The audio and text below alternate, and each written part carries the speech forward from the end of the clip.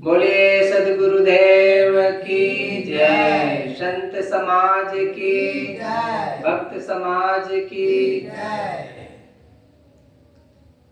परम पूज्य गुरुदेव जी, अर्चनी बंदनी मुद मंगलमय संत समाज, धर्म प्रेमी सज्जनों, माताओं बहनों, प्यारे बच्चों, आप लोगों के समक्ष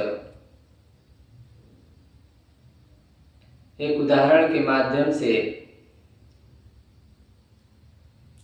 थोड़ी सी कुछ बातें कहने का प्रयास करता हूँ। एक तालाब था, तालाब के किनारे एक पत्थर पड़ा था।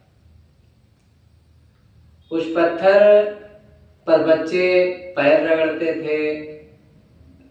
तालाब के किनारे था तो उस पर चढ़कर तालाब में कूदकर स्नान करते थे, नहाते थे। माताएं कपड़ा धोती थी और भी एक प्रकार से जैसा तैसा उस पत्थर का भाव था। कोई उसकी कीमत नहीं थी। कोई कपड़ा धोता, कोई पैर रगड़ता, कोई कुछ करता, कोई कुछ करता। अचानक एक दिन वहीं पर एक कलाकार आया। तो वहीं बगल में एक पत्थर और पड़ा था तो उसको उठाया। सुंदर था, लेकिन वह पत्थर जैसे उठाया तो रो पड़ा। बोला कि भैया क्यों ले रहे हो, मुझे क्यों उठा रहे हो, मैं क्या बिगाड़ा हूं? कहा अरे मैं तुम्हें मूर्ति बनाऊंगा। तो रोने लगा जोर जोर से। कितना दर्द होगा, कितनी पीड़ा होगी, आप मुझे छीनी हथौड़ी से तोड़ेंगे तो कितना कष्ट होगा। तब कलाकार को दया आ जाती और वो छोड़ देता है। फिर वही जो बड़ा पत्थर था उसे उठा लेता है। पत्थर कुछ नहीं बोलता है। कलाकार उसे उठवा ले जाता है घर पर और प्रश्न करता है कि वहीं तुम्हारे बगल में दूसरा पत्थर जो पड़ा था वो तो रोने लगा था, लेकिन तुम रोए नहीं, क्या तुम्हें डर नहीं लगा? वो पत्थर बोला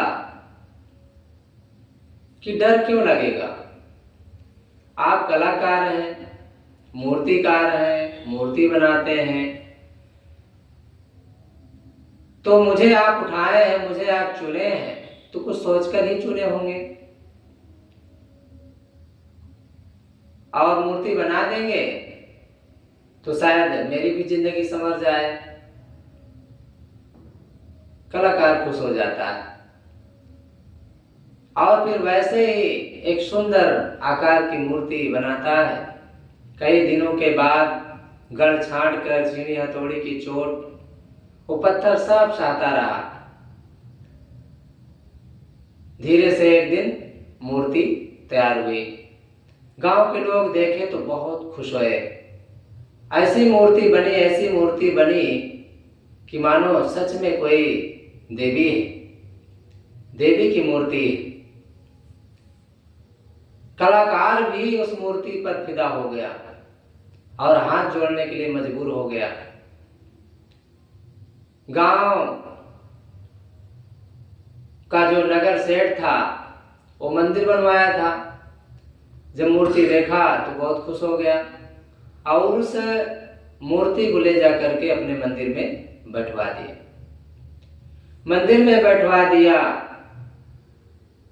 तो मूर्ति अब पूजने योग्य हो गई, प्राण प्रतिष्ठा हो गई। पंडित को बुलवा करके, पंडितों के अंदर एक शक्ति होती है कि मरे हुए अपने माँ बाप को भले न जीवित कर सके पर पत्थर की मूर्ति में वो प्राण फूंक देते हैं।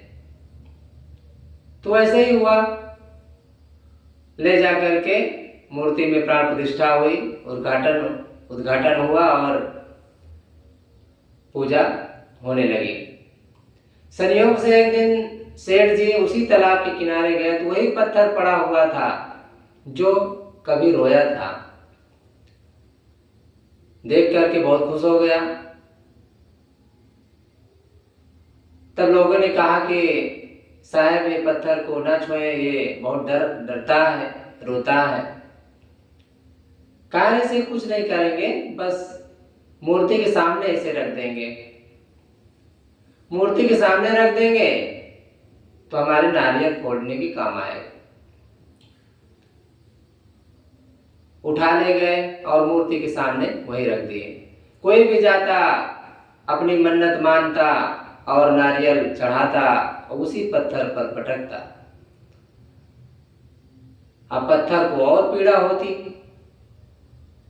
एक दिन रोते रोते मूर्ति से पूछ लिया कि आप भी उसी तालाब के किनारे थे, मैं भी उसी तालाब के किनारे था, आपकी पूजा हो रही, मेरे ऊपर नारियल फोड़ा जा रहा है, ये रहस्य क्या है? इसको मैं समझ नहीं पाया। जो मूर्ति का पत्थर था वो बोल पड़ती है, मानो वो पत्थर बोलता है कि देखो भाई, बात साफ है कि तुम्हारे सामने भी कलाकार आया था, लेकिन तुम डर कर रोने लगे। कलाकार को दया आ गई और उसी दया का परिणाम है कि आज तुम्हारे सिर पर नारियल फोड़ा जा रहा है।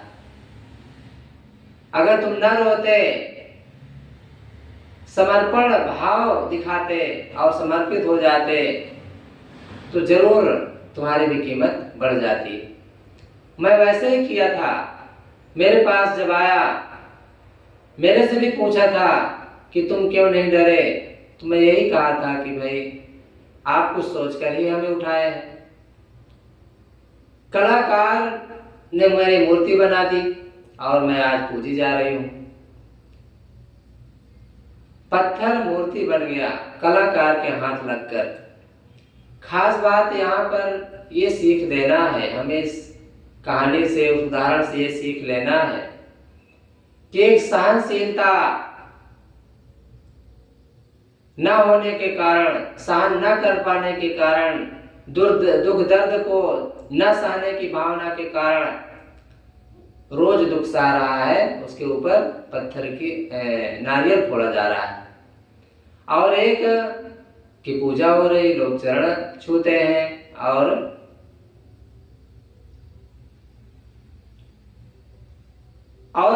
खुशी का अनुभव करती है। मानो सहनशीलता और दूसरी बात समर्पण, इसमें दो बात सामने आती है इस कहानी से, समर्पण भाव और सहनशीलता।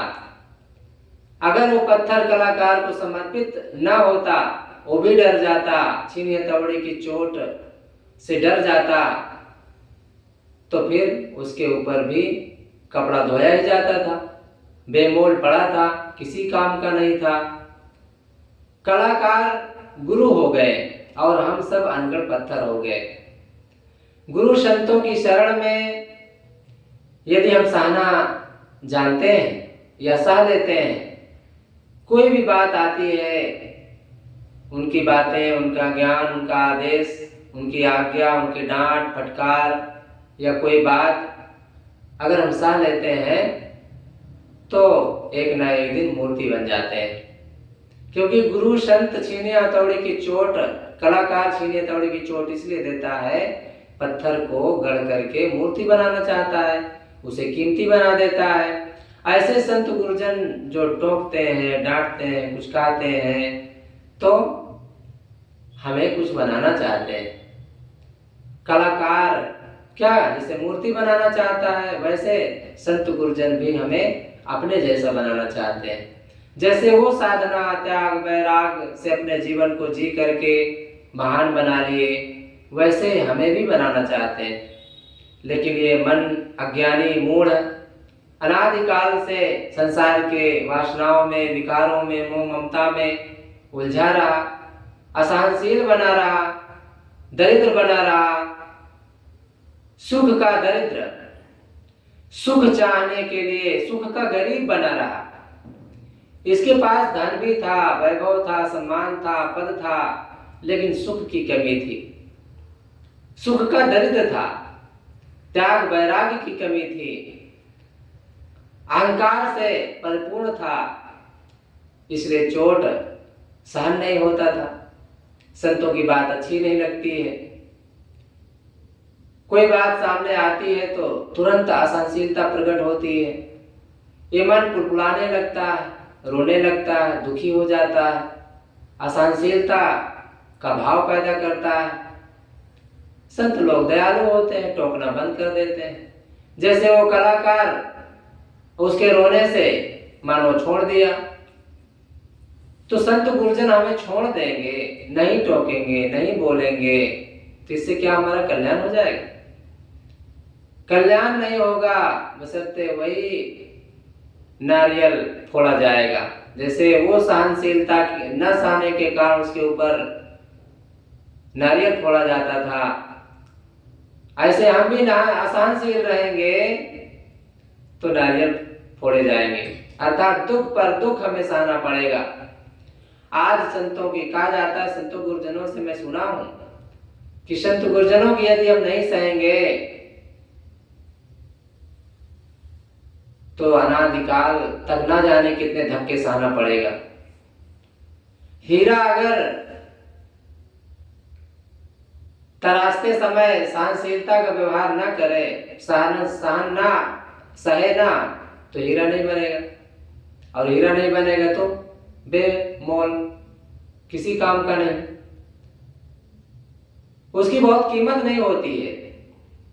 इसलिए तो हीरा सोई सराही, सहे गणन की चोट, कपट कुरंगी मानवा परखत निगरा खोट। हीरा वही सराहनीय है जो चोट सहता है, ऐसे ही आदमी मनुष्य वही सराहनीय है जो हर परिस्थिति में अपने को ढाल लेता है, विवेक से अपने जीवन को जीता है, कहीं भी सेट हो जाता है, कहीं भी अपने जीवन को जीता है और खुश रहता है, प्रसन्न रहता है, मस्त रहता है, क्योंकि मस्ती अपने अंदर है, खुशी अपने अंदर है, और हम उसे बाहर खोज रहे हैं। बाहर से भी मिलता है, लेकिन बाहर वाला जो सुख होता है, बाहर से जो कुछ मिलता है, बहुत थोड़ा होता है। कितना होता है? जैसे बच्चे को चटुआ से सुख मिलता है ना, बस उतना ही। बच्चे को चटुआ से सुख कितना मिलता है? थोड़ा से, थोड़ी देर के लिए उसको राहत मिल जाती, उसके बाद तो फिर रोना चालू कर देता है, क्योंकि वहां वो सुख नहीं है। सुख अपने अंदर से है, सुख अपने अंदर होता है। इसलिए तो सदगुरु कबीर ने कहा है, सदगुरु वचन सुनो हो संतो मत लीजे सिर भार। सदगुरु के वचनों को सुनो और सिर पर भार मत लो। खानी वाणी का भार है, खानी जाल और वाणी जाल का भार है। वाणी जाल में देवी देवता भूत भवानी टोना टुटका जादू मंत्र ईश्वर परमात्मा ब्रह्म, सृष्टि किसने बनाया, कौन है, कोई तो है, तमाम तरह का ये वाणी जाल फैला हुआ है दुनिया में, और ये भार है मन में। भार दुविधा, जहां दुविधा होती वहां दुख होता है, भ्रम होता है, पीड़ा होती है, क्योंकि उससे हम निकल नहीं पाते हैं।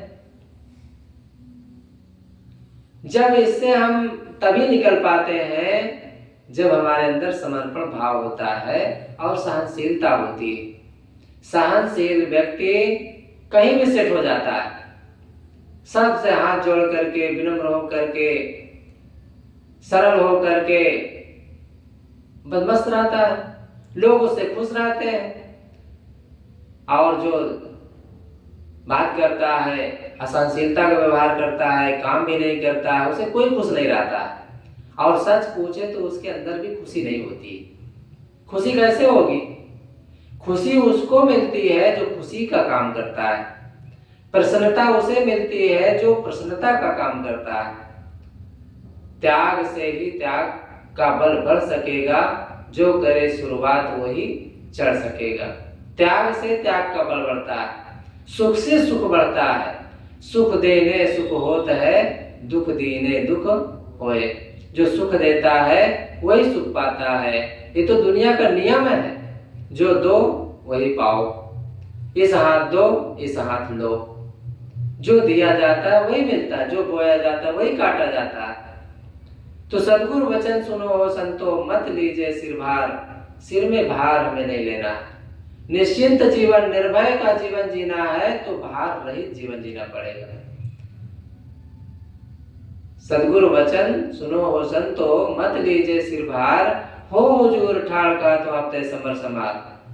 सद्गुरु कहते हैं तुम हुजूर हो, स्वामी हो, मालिक हो, परमात्मा हो। जिन जिन शब्दों से अपने को जोड़ना है जोड़ सकते हो। तुम्हारे में ही सारी बात फिट होती है। अगर तुम्हें हटा दिया जाए तो दुनिया में कोई सारे शब्द बेकार है, किसी काम के नहीं है। इसलिए विचार करना है और भार रहित जीवन जीना है। हो हुजूर ठाड़ का तो अब तय समर समार। तो यहाँ पर साहब कहते हैं अब सावधान हो जाओ, संभलो। और संभलने वाला व्यक्ति ही दूसरे को संभाल सकता है। आप जानते हैं कि जो तैरना जानता है वही दूसरे को निकाल सकता है, पार कर सकता है, बचा सकता है। और जो तैरना नहीं जानता है तो वो क्या बचाएगा? अगर बचाने के नाम पर चला भी जाए तो खुद डूबेगा और उसको लेके और डूब जाएगा। तो इसलिए विचार करना है, विवेक करना है, अपने जीवन को जीना है। बोलिए सद्गुरुदेव की, संत समाज की, भक्त समाज की। तो थोड़ी सी कुछ बातें कहने का प्रयास किया। यहीं पर अपनी वाणी को विराम देता हूं।